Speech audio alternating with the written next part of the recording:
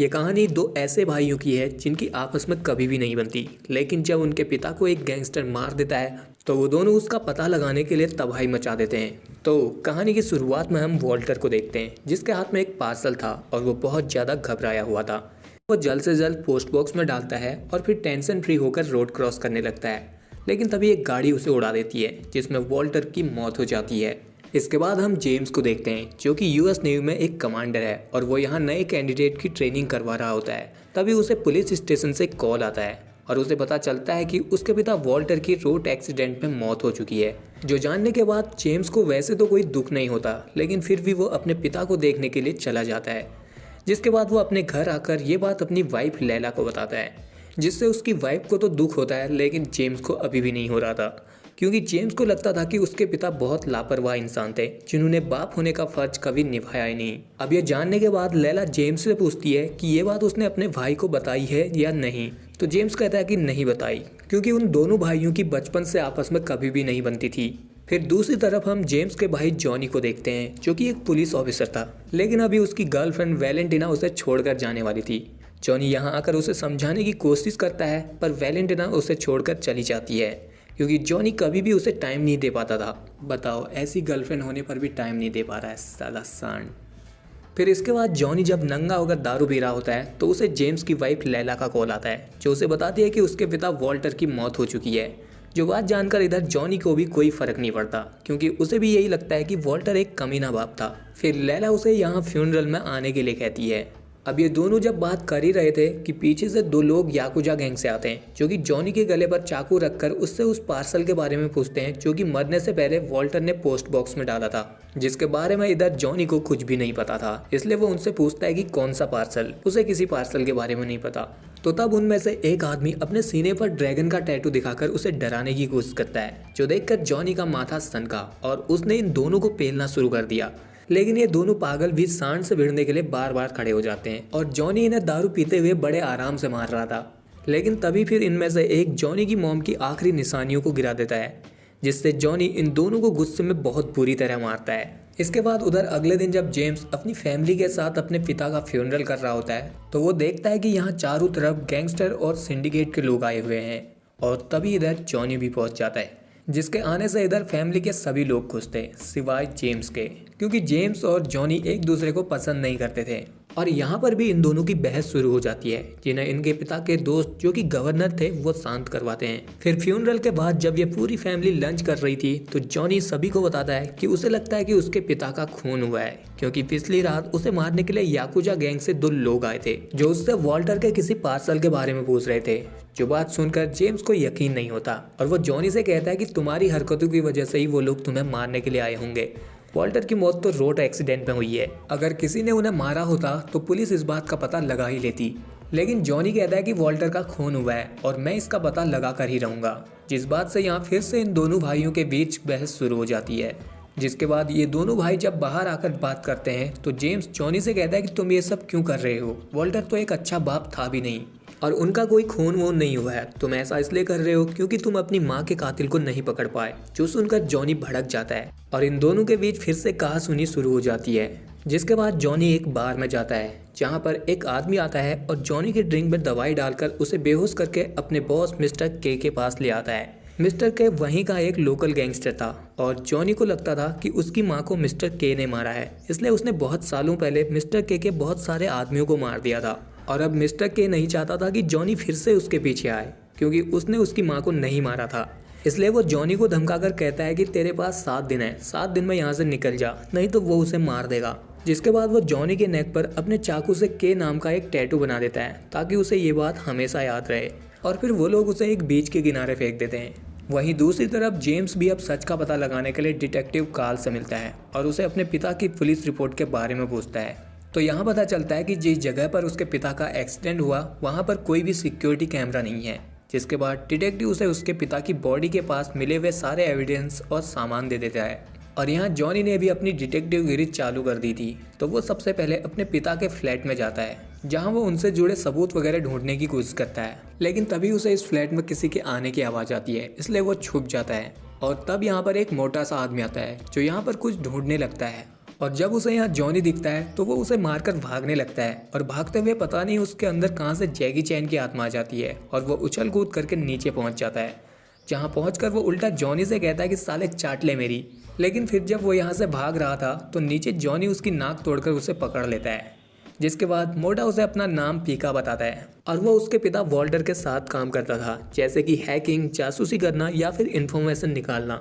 वहीं दूसरी तरफ जेम्स उस जगह पर पहुंचता है जहां पर उसके पिता का एक्सीडेंट हुआ था। तो यहां आसपास देखने पर उसे एक बार के पास सीसीटीवी कैमरा मिल जाता है, जिसकी फुटेज लेने के लिए वो अंदर जाता है और उन्हें पैसे देकर सीसीटीवी फुटेज मांगता है। पर जब वो लोग उसे नहीं देते तो वो उन्हें मारकर उस फुटेज को ले आता है, जिसे लेकर जब वो वॉल्टर के फ्लैट में पहुंचता है तो वो दरवाजे से फिर से पीका की नाक तोड़ देता है और फिर वो अपने भाई को सीसीटीवी फुटेज दिखाता है, जिसमें साफ पता चल रहा था कि किसी ने जानबूझकर उनके पिता के ऊपर गाड़ी चढ़ाई थी। और यहाँ जॉनी को भी फिन बोट के पीछे किसी लैंड का प्लान मिलता है, जिसके बारे में जानने के लिए वो अपनी कजिन को कॉल करता है, जो कि गवर्नर की असिस्टेंट थी और इस प्लान में सरकारी मोहर लगी थी, तो इसके बारे में इंफॉर्मेशन वही निकाल सकती थी।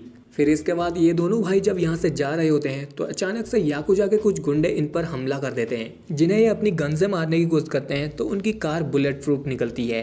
तो फिर जॉनी गाड़ी से कूदकर उनकी गाड़ी के टैंक को ही ब्लास्ट कर देता है, पर इसमें जेम्स की गाड़ी भी ब्लास्ट हो जाती है, जिससे वो जॉनी पर चिल्लाने लगता है। लेकिन जॉनी कहता है कि तेरी जान बचाई है मैंने, तो थैंक यू बोल।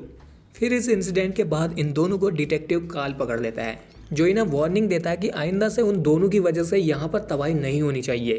तो तब जेम्स उसे सीसीटीवी फुटेज देता है और इसके बारे में उसे इन्वेस्टिगेट करने के लिए कहता है। जिसके बाद ये दोनों जब घर पहुँचते हैं तो वहाँ इनकी बहन इन्हें लैंड के प्लान के बारे में बताती है कि ये प्लान मार्कस नाम के एक आदमी का है।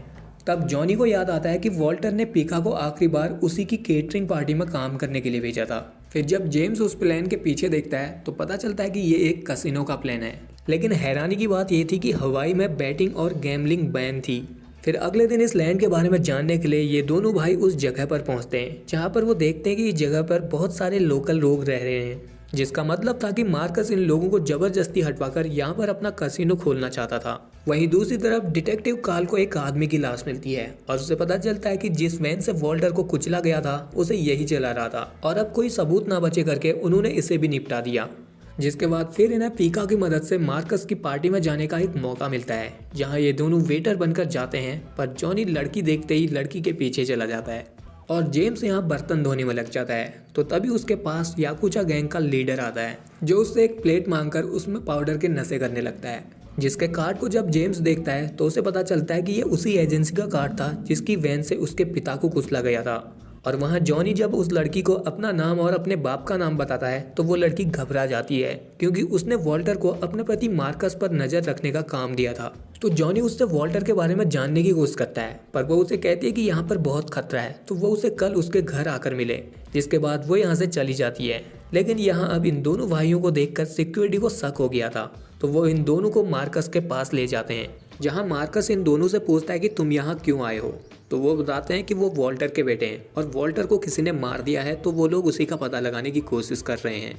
तब मार्कस उन्हें बताता है कि उसने भी वॉल्टर को हायर किया था अपनी वाइफ पर नज़र रखने के लिए, लेकिन उसे किसने मारा उसे पता नहीं है। तब जॉनी समझ जाता है कि वॉल्टर को मारने के पीछे कहीं ना कहीं इसी का हाथ है, लेकिन उसे क्यों मारा उसे ये पता नहीं था। इसलिए अगले दिन जॉनी मार्कस की वाइफ से मिलने के लिए उसके अपार्टमेंट में पहुंचता है। लेकिन यहाँ आकर वो देखता है कि वॉल्टर की वाइफ तो बिल्डिंग से गिरकर मर चुकी है, जो देखकर जॉनी को अब पूरा यकीन हो जाता है कि मार्कस ने ही उसके पिता और अपनी वाइफ को मारा है। इसलिए वो सीधे मार्कस के घर पहुंच जाता है, जहां आकर वो सभी को मारने लगता है। लेकिन मार्कस के आदमी उसे इलेक्ट्रिक शॉक देकर पकड़ लेते हैं। तब उसके पास मार्कस आता है, जिसे जॉनी कहता है कि तुमने अपनी बीवी को क्यों मारा। तो मार्कस उसे कहता है कि तुम्हारे लिए अच्छा यही होगा कि तुम इसमें ना पड़ो। जिसके बाद वो उसे प्राइवेट प्रॉपर्टी में हमला करने के जुर्म में अंदर करवा देता है, जहाँ उसके पास गवर्नर आता है, जो कि उसके पिता का एक अच्छा दोस्त था, और वो भी उसे ये सब रोक देने के लिए कहता है, नहीं तो वो भी अपने पिता की तरह मर सकता है। और अभी के लिए उसने मार्कस से बात करके उसे जेल से छुड़वा दिया है। जिसके बाद जब जॉनी जेल से बाहर निकलता है तो यहाँ जेम्स उससे मिलने आया था, पर जॉनी उसे इग्नोर करके यहाँ से चला जाता है। तब जेम्स उसे कहता है कि तेरी इन्हीं हरकतों की वजह से तूने अपनी माँ को खो दिया, जिस बात से जॉनी का माथा सनका और उसने दिया अपने भाई को फटका। जिसके बाद से ये दोनों सांड आपस में ही भिड़ जाते हैं। फिर दोनों के दो फटके पड़ने के बाद जॉनी उसे कहता है कि तुमने मुझे अलग क्यों कर दिया। तो जेम्स बताता है कि सिंडिकेट के लोग उसे मारना चाहते थे, इसलिए उसने उसे यहाँ से दूर भेज दिया था ताकि वो जिंदा रह सके। तब जॉनी उसे कहता है कि माँ के मरने के बाद मेरा सिर्फ तू ही था, पर तूने भी मुझे अकेला छोड़ दिया था। जिस बात को सुनकर जेम्स को अपनी गलती का एहसास होता है कि उसे जॉनी के साथ ऐसा नहीं करना चाहिए था, उसे उसको समझना चाहिए था। इसलिए वो अब जॉनी से माफ़ी मांगता है। फिर ये दोनों भाई जब घर पहुंचते हैं तो इन दोनों की ऐसी हालत देखकर जेम्स की वाइफ लैला इन्हें बहुत डांटती है। और तभी जॉनी को वैलेंटिना का कॉल आता है, जो उसके घर गई थी तो उसे वहाँ बहुत सारे पोस्ट कार्ड और एक पार्सल मिला था। तो जॉनी उससे पूछता है कि उसमें क्या है, क्योंकि इस पार्सल को ही वॉल्टर ने उसे भेजा था। तो वैलेंटिना बताती है कि इसमें एक पेन ड्राइव है, जिसे फिर जॉनी उसे अपने पास हवाई लाने के लिए कहता है। वैलेंटिना पहले तो उसे हवाई आने से मना करती है, लेकिन फिर वो आ जाती है। जहाँ पहुँचते ही वो उस पेन ड्राइव को इन्हें दे देती है। फिर ये सब लोग जब यहाँ से जा रहे थे तो रास्ते में पीका बताता है कि ये पेन ड्राइव किसी बैंकिंग सर्वर का है और ये इनक्रिप्टेड है। तब वैलेंटिना बताती है कि ये तभी खुल सकता है जब 12 रैंडम वर्ड होंगे। तो जेम्स उसे एक पर्ची देता है जिसमें वो 12 वर्ड थे, जो कि उसे वॉल्टर के सामान में मिला था, जिसे जब पीका अपने लैपटॉप में डालता है तो वो खुल जाता है। लेकिन तभी इसी वक्त यहाँ मार्कस के आदमी चॉपर लेकर इन्हें मारने के लिए आ जाते हैं, क्योंकि उन्हें वो पेन ड्राइव चाहिए थी, जिनसे अब जेम्स और जॉनी लड़कर मार देते हैं। पर चॉपर अभी भी इनके पीछे ही पड़ा हुआ था। तो तब पहले जॉनी कार से बाहर निकलकर चॉपर की तरफ गोली चलाता है। फिर जब चॉपर में मशीन गन वाले का ध्यान उसकी तरफ जाता है तो जेम्स उसके सर को गोली से उड़ा देता है। लेकिन फिर वो चॉपर आउट ऑफ कंट्रोल होकर इन्हीं के पीछे पड़ जाता है, जिससे वैलेंटिना गाड़ी को तेज भगाकर इन्हें बचा लेती है। वहीं दूसरी तरफ जेम्स की बहन उस लैंड के प्लान को गवर्नर को दिखाती है और उसे मार्कस की सच्चाई बताती है कि वो यहाँ कसिनो खोलना चाहता है। तो गवर्नर उससे उस प्लान को ले लेता है और कहता है कि वो उसे देख लेगा। और यहाँ पीका को उस पेन ड्राइव से पता चलता है कि इसमें बहुत सारे पैसे हैं और इससे हर साल करोड़ों रुपये गवर्नर के अकाउंट में जाते हैं, जिससे अब इन्हें समझ में आता है कि गवर्नर भी मार्कस के साथ मिला हुआ है।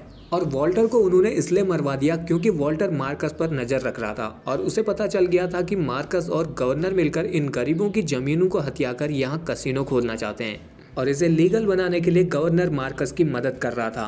फिर ये सब जानने के बाद ये लोग जब घर पहुँचते हैं तो वहाँ जेम्स को अपने बच्चे डरे हुए वॉशरूम में मिलते हैं। तब इन्हें मार्कस का कॉल भी आ जाता है और वो इन्हें दिखाता है कि उसने जेम्स की वाइफ और उसकी बहन को किडनैप किया है और अब वो जेम्स से चाहता था कि वो उस पेन ड्राइव को उसके घर ले आए, जिसके बाद वो उन्हें छोड़ देगा। लेकिन अब जेम्स का भी माथा ठनक चुका था, तो वो मार्कस का खेल खत्म करने के बारे में ही सोचता है। इसलिए वो सबसे पहले अपने भाई के साथ मिलकर सारे हथियारों को इकट्ठा करता है और फिर पहुंच जाता है मार्कस के मेंशन में, जहां पहुंचकर ये दोनों भाई उसके आदमियों को चुपचाप से मारना शुरू कर देते हैं। फिर बाहर के सभी आदमियों को मारने के बाद वो दोनों अंदर की पावर कट कर देते हैं, जिससे अंदर मार्कस समझ जाता है कि शायद वो दोनों आ चुके हैं। इसलिए वो अपने एक आदमी को बाहर देखने के लिए भेजता है, जहां उसे स्विमिंग पूल में बहुत सारी लाशें मिलती हैं और फिर जॉनी उस आदमी को भी मार देता है और फिर उसके वॉकी टॉकी में मार्कस से कहता है कि मैं आ रहा हूं तुझे मारने के लिए। तो यहाँ मार्कस के पास याकुजा गैंग के भी लोग थे, जिन्हें वह उन दोनों भाइयों को ढूंढकर मारने का ऑर्डर देता है, जिसके बाद जेम्स इन सबको अकेले मारना काटना शुरू करता है। फिर इन सबको निपटाने के बाद जब ये दोनों भाई बेसमेंट में पहुंचते हैं तो वहाँ से मार्कस भाग चुका था और फिर जेम्स अपनी वाइफ और अपनी बहन को छुड़ाता है और उन्हें घर भेजता है। जिसके बाद जॉनी मार्कस को पकड़ने के लिए जाता है, जिसकी मदद के लिए जब जेम्स जा रहा था तो यहाँ याकुजा का बॉस आता है, जो कि उसके साथ लड़ने लगता है और वहाँ जॉनी और मार्कस के बीच भी लड़ाई शुरू हो जाती है। जॉनी को लगा था कि वो उसे आसानी से हरा देगा, पर मार्कस तो लड़ाई में उसका भी बाप निकला। तो तब जॉनी जेम्स को आवाज़ लगाता है और इधर जेम्स जब उस याकुजा बॉस से लड़ रहा था तो वो उसी की तलवार को उसके सीने में घुसाकर उसे मार देता है, जिसके बाद वो अपने भाई को ढूंढने के लिए जाता है।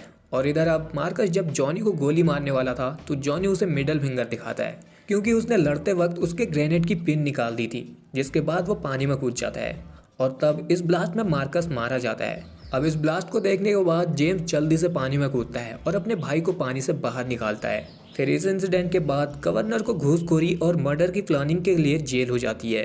गवर्नर जेम्स और उसकी फैमिली से मदद मांगता है, लेकिन वो उसकी मदद नहीं करते। जिसके बाद जेम्स और जॉनी अपनी फैमिली के साथ एक फैमिली वैकेशन पर जाते हैं, जहां पर मिस्टर के जॉनी से मिलने के लिए आता है।